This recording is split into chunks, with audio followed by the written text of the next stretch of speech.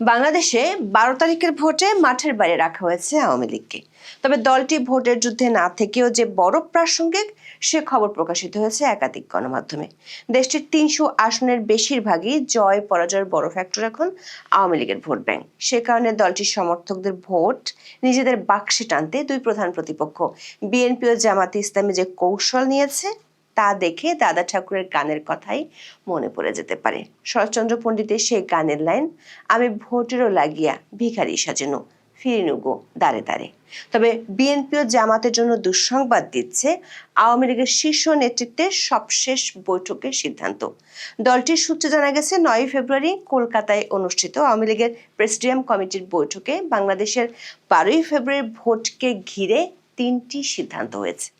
এই সিদ্ধান্তগুলো দলটির নেতারা দেশে থাকা নিজ নিজ এলাকার নেতাকর্মীদের পাঠিয়ে দিচ্ছেন। সূত্রগুলো বলছে, এসব সিদ্ধান্ত হওয়া সত্ত্বেও বিভিন্ন আসনের প্রার্থীরা আওয়ামী লীগের ভোটের জন্য নিজ নিজ এলাকার নেতাদের সাথে যোগাযোগ করছেন। দেশের বাইরে থাকা নেতারা নিজ নিজ এলাকার প্রার্থীদের আশ্বাস দেওয়ার কথাও জানা গেছে। অন্যদিকে সরকার একাধিক সূত্র বলছে, আওয়ামী লীগের ভোটাররা যদি ভোট দিতে না যায় তাহলে গোপালগঞ্জ সহ বেশ কিছু জেলার আসনে কেন্দ্রে ভোটারদের খুঁজে না পাওয়া যেতে পারে। তবে এমন আশঙ্কায় সরকার একদিকে চিন্তিত হলেও অন্যদিকে সরকার একটি পক্ষ তাতে খুশিও হচ্ছে। ছলে বলে কৌশলে হ্যাঁ ভোটকে জেতাতে সরকারের যে পক্ষটি মাঠে নেমেছে তাদের কাছে আওয়ামী লীগের ভোটাররা ভোট কেন্দ্রে কম গেলে স্বস্তির বিষয়।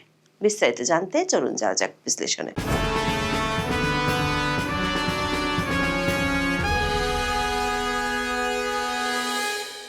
বাংলাদেশে ১২ ফেব্রুয়ারি ভোটের সুষ্ঠু পরিবেশ নিশ্চিত করার চেয়ে দেশটির নির্বাচন কমিশন ব্যস্ত ভোট কেন্দ্রে মোবাইল নিয়ে যাওয়া যাবে কিনা তা নিয়ে। দিনের শুরুতে নির্বাচন কমিশনের উদ্ভট সিদ্ধান্তে সামাজিক মাধ্যম ও রাজনৈতিক আলোচনায় ব্যাপক হইচই পড়ে যায়। নির্বাচন কমিশন হঠাৎই জানায় ভোট কেন্দ্রে কেউই মোবাইল ফোন নিয়ে যেতে পারবে না ও ব্যবহার করতে পারবে না। কমিশনের এমন সিদ্ধান্তে প্রথমে সাংবাদিক ও পরে রাজনৈতিক দলগুলোর পক্ষ থেকে তীব্র আপত্তি আসে। শেষমেশ নির্বাচন কমিশন জানিয়েছে সাংবাদিক কেন, ভোটার, প্রার্থী সবাই ভোট কেন্দ্রে মোবাইল নিয়ে যেতে পারবে, তবে গোপন কক্ষে মোবাইল ব্যবহার করতে পারবে না। নির্বাচন কমিশনের এমন সিদ্ধান্তের চেয়ে ভোট যুদ্ধে নামা প্রার্থীদের শেষ মুহূর্তে বেশি মাথা ব্যথা কার্যক্রম নিষিদ্ধ থাকা আওয়ামী লীগের ভোট ব্যাংক নিয়ে। যেমন ধরুন হবিগঞ্জ ১ আসনের কথা। এই আসনে এবার বিএনপি প্রার্থী হয়েছে প্রয়াত আওয়ামী লীগ নেতা ও সাবেক অর্থমন্ত্রী শাহ এএমএস কিবরিয়ার ছেলে রেজা কিবরিয়া। আওয়ামী লীগের শত্রু হিসেবে পরিচিত রেজা কিবরিয়ার কাছে এখন আওয়ামী লীগের ভোটাররাই সবচেয়ে বেশি প্রিয়। নবীগঞ্জের কয়েকজন বাসিন্দা জানিয়েছেন, আওয়ামী লীগ ভোটে না থাকলেও তাদের সমর্থকদের কাছে টানতে চেষ্টা করছেন বিএনপি ও বিএনপি থেকে বহিষ্কৃত স্বতন্ত্র প্রার্থী দুই পক্ষই। তাদের ভাষ্য, হিন্দু সম্প্রদায় ও আওয়ামী লীগের ভোটাররা যে প্রার্থীকে বেশি ভোট দেবে দেখা যাবে সেই প্রার্থী এগিয়ে থাকবেন। আবার বুড়িচং ও ব্রাহ্মণপাড়া এই দুই উপজেলা নিয়ে গঠিত কুমিল্লা ৫ সংসদীয় আসন।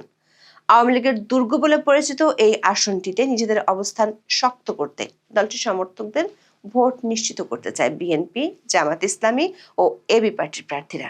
এমন চিত্র দেখা যাচ্ছে দেশের বেশিরভাগ আসনে। এমনকি প্রার্থীরা দেশের বাইরে থাকা আওয়ামী লীগের নেতাদের সাথেও নিয়মিত যোগাযোগ রাখছেন। মাদারীপুর ১ আসনের প্রার্থী নাদিরা আক্তারের নির্বাচনী জনসভায় আওয়ামী লীগের নেতারা জয় বাংলা, জয় বঙ্গবন্ধু স্লোগান দিয়ে বিএনপির জন্য ভোট চেয়েছে। জেলার বর্তমান ও সাবেক সব জনপ্রতিনিধি আওয়ামী লীগ ও সাবেক চিফ হুইপ নুরি আলম চৌধুরী লিটনের অনুসারী। সাবেক এই সংসদ সদস্যের সবুজ সংকেত পাওয়ার পর থেকে আওয়ামী লীগের পলাতক নেতাকর্মীরা প্রকাশ্যে উঠান বৈঠকগুলোতে হাজির হয়ে বিএনপি প্রার্থীর প্রচারণায় অংশ নিয়েছেন। আবার বাংলাদেশে এমন কিছু আসন আছে যেখানে সংখ্যালঘুদের ভোট বেশি, যেমন যশোর ৪ অভয়নগর বাঘারপাড়া সদরের বসুন্ধিয়া ইউনিয়ন আসনটির কথা বলা যায়। এই আসনের সংখ্যালঘু ভোটারের সংখ্যা প্রায় ৭১,০০০। তারা আওয়ামী লীগের ভোট ব্যাংক বলে প্রচার আছে। তাদের ভোটই নির্ধারিত হবে প্রার্থীর জয় পরাজয়।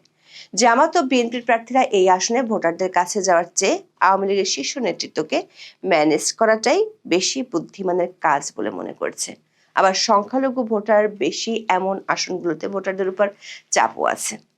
নির্যাতন নিপীড়ন থেকে বাঁচতে তাদেরকে ভোট কেন্দ্রে যেতেই হবে। দেশের এমন আসনগুলোতে আওয়ামী লীগের ভোটাররা কি করবে তাও নানা আলোচনায় উঠে এসেছে।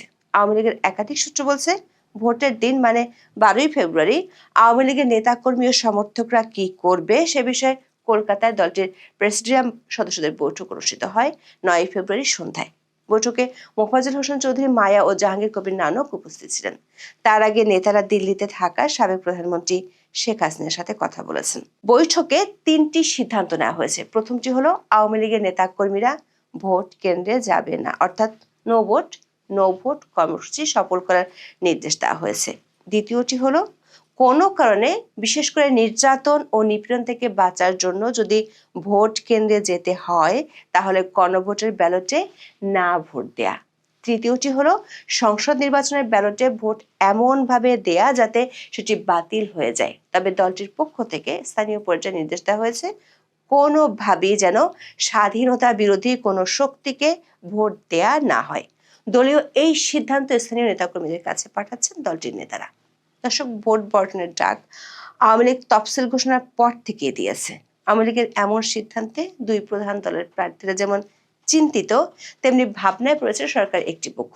প্রশ্ন হলো, সবার নজরে কেন আওয়ামী লীগ ভোটাররা?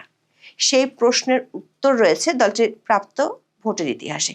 শেখ হাসিনার আমলে হওয়া গত 3টি ভোটে তো বটেই, বাংলাদেশের সবকটি ভোট নিয়ে হেরো পক্ষের হাজারো নালিশ রয়েছে। 2001-এর 1 অক্টোবর বাংলাদেশের 8ম জাতীয় সংসদ নির্বাচনে শেখ হাসিনার দল 300টি আসনের মধ্যে মাত্র 62টি আসন পেয়েছিল, কিন্তু ভোট পেয়েছিল 40.13%। মাত্র 1% বেশি ভোট পেয়ে এবং সেই সময় শরিক জামাতের ভোটের জোরে 2/3 সংখ্যাগরিষ্ঠতা পায় খালেদা জিয়া নেতৃত্বাধীন জোট।